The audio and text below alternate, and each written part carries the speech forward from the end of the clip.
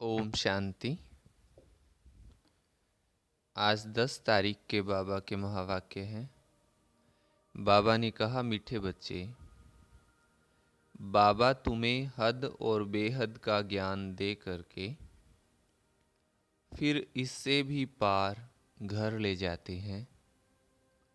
बाबा तुम्हें हद और बेहद की नॉलेज दे फिर इससे भी पार घर ले जाते हैं।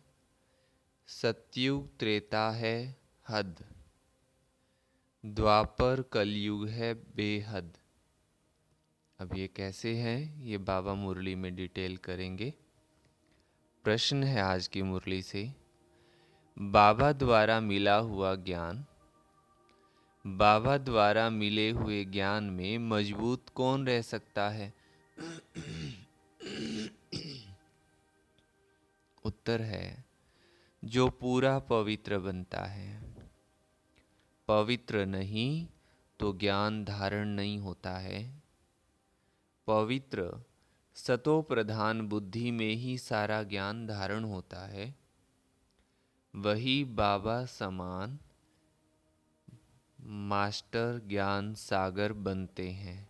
जो पवित्रता को धारण करते वही बाबा जैसा मास्टर ज्ञान सागर बनते हैं।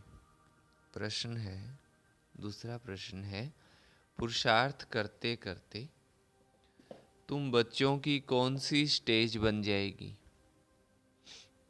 पुरुषार्थ करते करते हमारी कौन सी स्टेज बनेगी? उत्तर है, अब तक जो उल्टे सुल्टे संकल्प विकल्प चलते वो सब समाप्त हो जाएंगे। बुद्धि योग एक बाबा से लग जाएगा, बुद्धि सोने का बर्तन बन जाएगी। बाबा जो भी रतन देते हैं वो सब धारण होते जाएंगे। बाबा जो भी रतन देते हैं वो सब धारण होते जाएंगे। ओम शांति। मीठे मीठे रूहानी बच्चों को रूहानी बाबा रोज रोज बैठ समझाते हैं। ये तो बच्चों को समझाया गया है कि ज्ञान, भक्ति और वैराग्य का ये सृष्टि चक्र बना हुआ है। हद और बेहद के पार जाना है।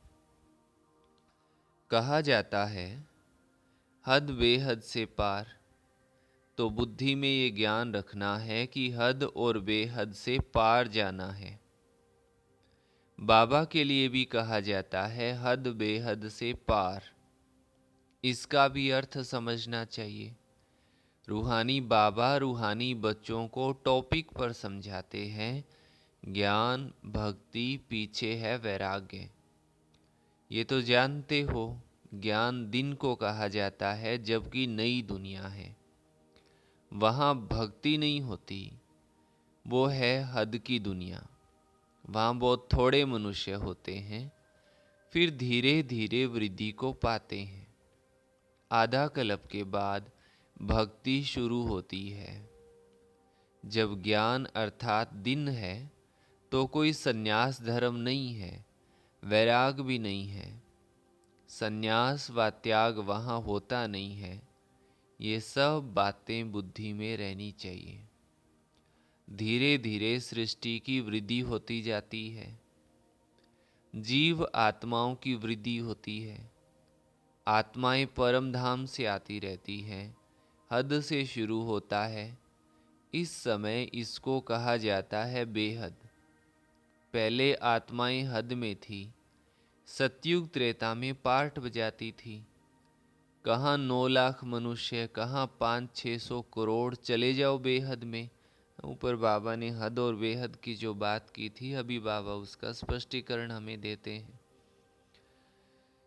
तो मनुष्य जांच करते हैं कहाँ तक आसमान है, कहाँ तक समुद्र है, इसका अंत नहीं पा सकते। ऊपर जाने की कितनी कोशिश करते हैं, इतना तेल डालना पड़े जो फिर वापस भी आ सके। बेहद में जा नहीं सकते, हद तक जाएंगे। हद बेहद से पार का राज बाबा तुमको समझाते हैं।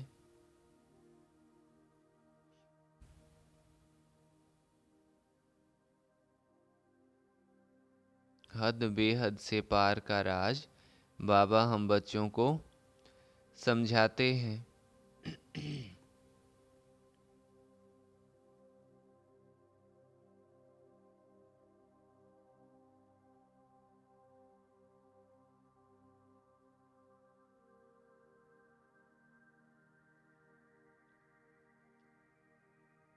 तो बाबा कहते हैं ये सब राज समझाने वाला बाबा ही है जो हद बेहद से पार है।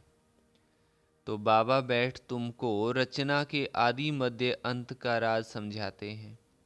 फिर बाबा कहते हैं इन बच्चे इनसे भी पार जाओ, वहाँ तो कुछ है नहीं, आसमान ही आसमान है, जल ही जल है, जमीन आदि कुछ नहीं। इसको कहा जाता है हद बेहद से पार। इसका कोई भी अंत नहीं पा सकते हैं। बेअंत बेअंत कहते हैं परंतु अर्थ नहीं जानते। बाबा ही सारी समझ देते हैं, क्योंकि वो है श्रेष्ठ अर्थात बहुत समझदार। समझ समझ कर ही बहुत समझदार माला का दाना बने हैं। मनुष्य कोई भी रचता और रचना के आदि मध्य अंत का राज नहीं समझते हैं, बाबा ही समझाते हैं। कहते हैं मैं हद को भी देख रहा हूँ, बेहद में भी जाता हूँ, इतने सभी धर्म है, ऐसे ऐसे स्थापना होती है। वो सतयुग है हद की सृष्टि, और फिर कलयुग में है बेहद, फिर हद बेहद से पार जहाँ हमारा शांति धाम है, स्वीट होम है। सतयुग भी है स्वीट होम, वहाँ शांति भी है तो राज्य भाग्य भी है। वहाँ सुख और शांति दोनों ही है। सतयुग में घर जाएंगे तो वहाँ सिर्फ शांति होगी, सुख का नाम नहीं होगा। अभी तुम शांति और सुख दोनों स्थापन कर रहे हो, वहाँ अशांति का नाम नहीं है। अशांति 5 विकारों से है, ये दुनिया में कोई नहीं जानता। आधा कल्प के बाद फिर रावण राज्य होता है। वो लोग कल्प की आयु लाखों वर्ष कह देते हैं, समझते कुछ भी नहीं है। इसलिए भ्रष्टाचारी दुखी पतित है, जरा भी सभ्यता नहीं है। बाबा कहते हैं जो दैवी सभ्यता थी उसके बदले असभ्यता आसुरी गुण हो गए हैं। ये है बेहद का ड्रामा। अब कहा जाता है हद बेहद से पार बहुत दूर दूर जाते हैं। मनुष्यों को तो खेल का कुछ भी पता नहीं कि सबसे बड़ा कौन, ऊंचे से ऊंचा है भगवान। तब कहते हैं तुम्हारी गतमत तुम ही जानो। अब तुम बच्चे सब कुछ समझते हो, परंतु तुम्हारे में भी नंबरवार है। सारे एक जैसा नहीं समझते हैं। बाबा बैठ समझाते हैं कि मेरी बुद्धि कहाँ तक जाती है। हद बेहद से पार, वहाँ कुछ भी नहीं है। तुम बच्चों के रहने का स्थान है वो ब्रह्मांड, ब्रह्म महतत्व। जैसे आकाश तत्व में यहाँ बैठे हो, कुछ भी देखने में नहीं आता है, आकाश ही आकाश है। रेडियो में कहते हैं आकाशवाणी। अब आकाश तो बहुत बड़ा है, उसका अंत तो पा नहीं सकते। उसकी वाणी मनुष्य क्या समझेंगे। ये जो आकाश का तत्व है, इस मुख से पोलार से वाणी निकलती है, इसको कहा जाता है आकाशवाणी। वाणी मुख से निकलती है, वाणी कोई नाक कान से नहीं निकलेगी। तो बाबा भी इस शरीर में बैठ इस मुख से तुम बच्चों को समझाते हैं। तुम बच्चे ही जानते हो बाबा क्या है। जैसे हम आत्मा हैं, वैसे बाबा भी ऊंचे से ऊंची आत्मा है। सबको नंबरवार पार्ट मिला हुआ है। ऊंचे से ऊंचा बाबा, फिर नीचे आओ, नंबरवार खेल में सब आते हैं। नई दुनिया में पहले पहले है लक्ष्मी नारायण। फिर उनके साथ जो नई दुनिया में रहते हैं, माला को देखो, ऊपर में फूल, ऊंचे से ऊंचा भगवान, भगवान माना शिव बाबा। फिर है मेरू युगल, ब्रह्मा सरस्वती। फिर माला देखो कैसे बढ़ती है। ये सब पढ़ाई है ना, सारी पढ़ाई बुद्धि में रहती है। बीज और झाड़, बीज ऊपर में है, रचता बाबा ने बैठ, रचना के आदि मध्य अंत का राज तुमको समझाया है। ये सृष्टि रूपी कल्प वृक्ष है, इनकी आयु भी एक्यूरेट है, इसमें 1 सेकंड का भी फर्क नहीं पड़ सकता। तुमको कितना ज्ञान मिला है, इसमें मजबूत वो रह सकते हैं जो पवित्र बनते हैं, नहीं तो ज्ञान धारण हो ना सके। पवित्र बर्तन, सतो प्रधान बुद्धि होगी तो ज्ञान ऐसा सहज धारण रहेगा जैसे बाबा के पास है। नंबर वार ज्ञान सागर बन जाएंगे। ये राज बाबा बगैर कोई समझा ना सके, ना देवताओं के मुख से सुनेंगे, ना पतित मनुष्यों के मुख से सुनेंगे। इतनी ऊंची ज्ञान की बातें, और स्पष्ट भी, सहज भी, ये बाबा समझा सकते हैं। बाबा ही सुनाते हैं, सो भी अभी संगम पर तुम सुनते हो। बाबा एक ही बार बाप, टीचर, सतगुरु बनते हैं, पार्ट बजाते हैं, फिर 5000 वर्ष के बाद वही पार्ट बजाएंगे। प्रलय तो होती नहीं, तो पहले है बाबा, ऊंचे से ऊंचा शिव, फिर मेरू, ऊंचे से ऊंचा महाराजा महारानी, फिर अंत में जाकर आदि देव आदि देवी बनेंगे। सारा ज्ञान तुम्हारी बुद्धि में है, परंतु नंबरवार पुरुषार्थ अनुसार। ये नॉलेज तुम किसको भी सुनाओ तो वंडर खाएंगे। बाबा ज्ञान का सागर, बगैर ये ज्ञान कोई दे नहीं सकता। ये बच्चों को धारण करना बहुत सहज है, कोई मुश्किल नहीं है, परंतु याद की यात्रा है, मुख्य है। सोने के बर्तन में रतन ठहर सकेंगे, ऊंचे से ऊंचे रतन है ना। ये बाबा रत्नों का व्यापारी भी है। अच्छा रतन आता था तो चांदी की डिब्बी में कपास डालकर ऐसे बनाकर रखते थे, फिर ऐसे खोलकर दिखाते थे जैसे बहुत फर्स्ट क्लास चीज़ है। अच्छी चीज़ अच्छे बर्तन में ही शोभती है। तुम्हारे ये कान है बर्तन, इन द्वारा तुम सुनते हो,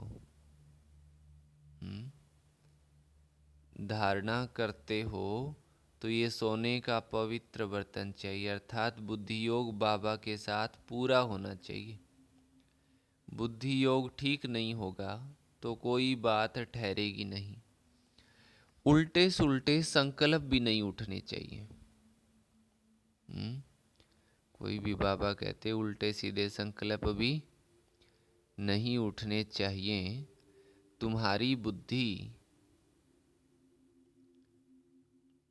तूफान बंद, बाबा कहते पुरुषार्थ करते करते स्टेज होगी।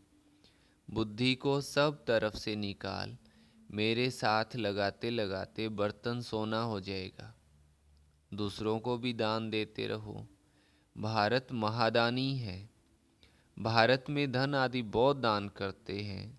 ये फिर है अविनाशी ज्ञान रत्नों का दान जो बाबा बच्चों को देते हैं। देह सहित देह के जो भी संबंधी हैं उन सबको छोड़ बुद्धि एक के साथ लगानी है। हम तो बाबा के हैं बस। बाबा मुख्य लक्ष्य भी बता देते हैं। पुरुषार्थ करना बच्चों का काम है, तब ही ऊंचा पद पाएंगे। कल की मुरली में भी बाबा ने कितनी बारी कहा कि मैं मार्गदर्शन देता हूँ, बस बाकी पुरुषार्थ करना, तकदीर बनाना तुम्हारा काम है। तो कोई भी उल्टा सुल्टा संकल्प नहीं उठना चाहिए।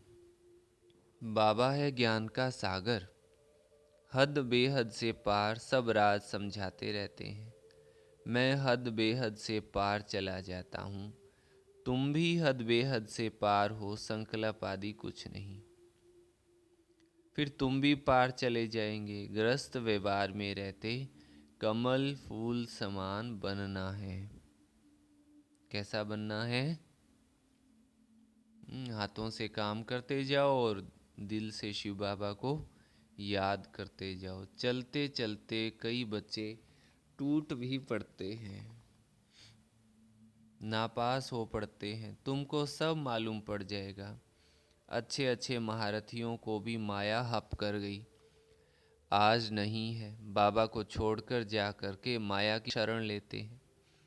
पढ़ने वाले ऊंचे चले जाते हैं और पढ़ाने वाली टीचर मायावी बन जाती है। जैसे ट्रेटर होते हैं, दूसरे के पास जाकर शरण लेते हैं।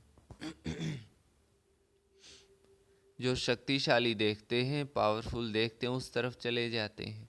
तुम जानते हो बहुत ताकत वाला तो एक बाबा ही है, वही सर्वशक्तिमान है। हमको ऊंचा पढ़ा करके एकदम विश्व का मालिक बना देते हैं। कोई अप्राप्त वस्तु नहीं जिसके लिए पुरुषार्थ करना पड़े। ऐसी कोई चीज है ही नहीं जो तुम्हारे पास ना हो, सो भी नंबरवार पुरुषार्थ अनुसार। बेहद के बाबा वगैरह ये बातें कोई जानता नहीं है। तुम ही पूज्य थे, फिर तुम ही पुजारी बने हो। अब फिर पूज्य बनने के लिए पुरुषार्थ कर रहे हो।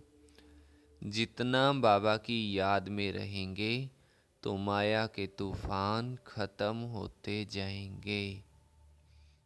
कैसे होंगे खत्म तूफान? जितना बाबा की याद में रहेंगे।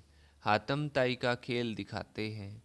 मुहल्लरा डालते थे तो माया भाग जाती थी, मुहल्लरा निकाला तो माया आ गई। बाबा समझाते हैं, बच्चे अपने को आत्मा भाई भाई समझो। शरीर ही नहीं तो फिर दृष्टि कहाँ जाएगी? इतनी मेहनत करनी है। कलप कलप तुम्हारा ही पुरुषार्थ चलता है। पुरुषार्थ से तुम अपना भाग्य बनाते हो। बाबा बच्चों को मुख्य बात कहते हैं, अपने को आत्मा समझ, मुझ बाप को याद करो। ये बात तुम ही जान सकते हो। भल वो कहते हैं परम पिता परमात्मा है, हम सब भाई भाई हैं, परंतु समझते नहीं हैं। गाते भी हैं, सबका सदगति दाता राम, सबको सुख देने वाला एक ही बाबा है। राम को बाबा नहीं कहेंगे। बाबा एक शरीरधारी को दूसरा अशरीरी को कहते हैं। पहले पहले है अशरीरी, फिर शरीरी बनते हैं। पहले हम बाबा के साथ रहते, फिर पार्ट बजाने के लिए लौकिक देहधारी बाबा के पास आते हैं। ये सब है रूहानी बातें। उस लौकिक जिस्मानी पढ़ाई को भूल जाना है। चक्र सारा बुद्धि में है। अभी है संगम युग, हमको अब नई दुनिया में जाना है। पुरानी दुनिया खत्म होनी है, बाबा कहते। अब नई दुनिया में जाने के लिए क्या करना पड़ेगा? जरूरी क्या बात है? तो बाबा कहते दैवी गुण भी जरूर धारण करना पड़े, पावन बनना पड़े। बाबा को भी जरूर याद करना पड़े और पूरा पूरा याद करना है, ताकि पाप कट जाएं। बाबा कहते हैं मुझे याद करो तो पावन बनेंगे। इसको कहा जाता है योग अग्नि। बाबा की श्रीमत पर चलना है। बाकी तो सारी दुनिया रावण की मत पर चल रही है। वो है विकारी मत, ये है निर्विकारी मत। 5 विकार है ना। पहले पहले है देह अहंकार, फिर काम क्रोध लोभ, ये सब आ जाते बाबा के। मनुष्य अहंकार को पिछाड़ी में रखते हैं। वास्तव में अहंकार तो पहले होना चाहिए, पीछे और विकार आते हैं। बाबा तुम बच्चों को समझाते हैं, कलप कलप अनेक बार समझाया है, हर 5000 वर्ष के बाद समझाते हैं। बुद्धि से समझते हो। बाबा हमको आस्तिक बनाते हैं, अर्थात रचता और रचना का ज्ञान देते हैं, इसलिए उनको रचयिता कहा जाता है।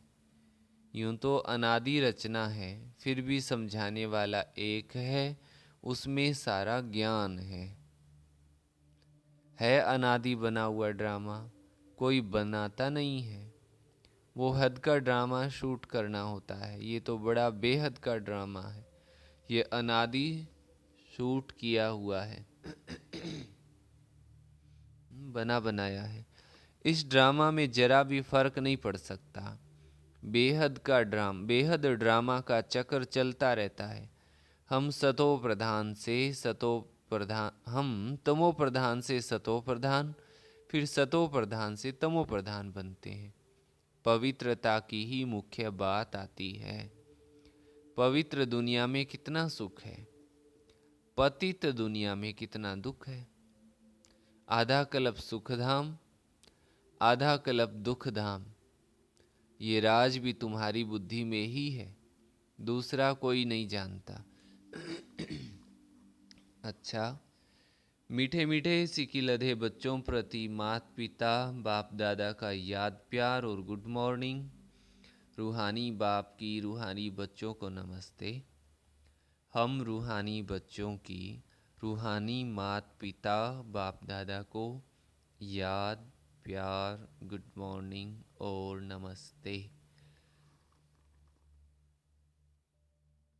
धारणा के लिए मुख्य सार है, फर्स्ट पॉइंट है, उल्टे सुल्टे संकल्पों से मुक्त होने के लिए बुद्धि योग हद बेहद से पार घर में लगाना है।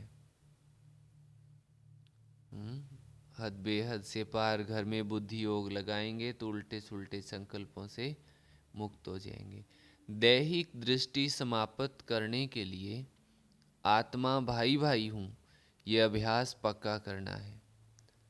दैहिक दृष्टि समाप्त करने के लिए आत्मा भाई भाई हूँ, ये अभ्यास पक्का करना है। सेकंड पॉइंट है, अविनाशी ज्ञान रत्नों का दान करना है। क्या करना है? बोलो सभी, क्या करना है? अविनाशी ज्ञान रत्नों का दान करना है। बुद्धि को पवित्र बनाने के लिए और सब तरफ से निकाल एक बाबा से लगाना है। बुद्धि को कहाँ लगाना है? एक बाबा से।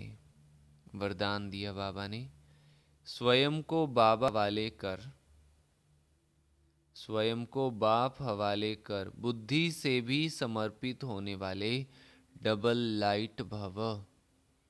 बुद्धि से भी समर्पित होने वाले डबल लाइट भव। अपनी जिम्मेवारी बाबा को देकर स्वयं को बाबा के हवाले कर दो, अर्थात अपने सब बोझ बाबा को दे दो तो डबल लाइट बन जाएंगे। बुद्धि से समर्पित हो जाओ तो और कोई भी बात बुद्धि में नहीं आएगी। बस सब कुछ बाबा का है, सब कुछ बाबा में है तो और कुछ रहा ही नहीं। जब रहा ही नहीं तो बुद्धि कहाँ जाएगी? बस एक बाबा, एक ही याद का रास्ता, इस रास्ते से सहज मंजिल पर पहुंच जाएंगे। स्लोगन है, अडोलता के तख्त पर विराजमान हो, साक्षी दृष्टा बन, पार्ट बजाने वाले ही श्रेष्ठ पार्टधारी है।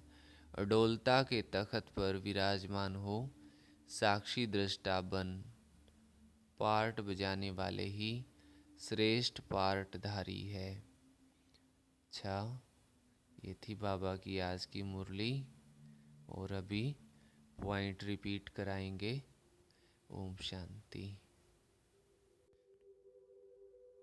आज की मुरली से मुख्य पॉइंट। आज बाबा ने कहा कि सतो प्रधान बुद्धि में ही ज्ञान धारण होता है। सतोप्रधान बुद्धि वाले ही मास्टर ज्ञान सागर बनते हैं। आगे बाबा ने बेहद के दिन और रात की स्पष्टता देते हुए कहा कि ये सब बातें तुम्हारी बुद्धि में होनी चाहिए। बाबा ने कहा कि ज्ञान तो सहज है, परंतु याद की यात्रा मुख्य है। बुद्धि योग ठीक होने से उल्टे सुल्टे संकल्प नहीं आएंगे। अभी सर्वशक्तिमान बाप हमें पढ़ाकर ऊंच देवी देवता बनाते हैं, तो उनका हाथ कभी नहीं छोड़ना है और देवी गुण भी धारण करने हैं। फिर बाबा ने धारणा के लिए बताया कि अपना बुद्धि योग हद बेहद से पार घर में लगाना है, आत्मिक दृष्टि पक्की करनी है। और आज का वरदान, स्वयं को बाप हवाले कर बुद्धि से भी सरेंडर होने वाले डबल लाइट भव। और स्लोगन, अडोलता के तख्त पर विराजमान हो, साक्षी दृष्टापन पाठ बजाने वाले श्रेष्ठ पाठधारी भव। अच्छा, ओम शांति।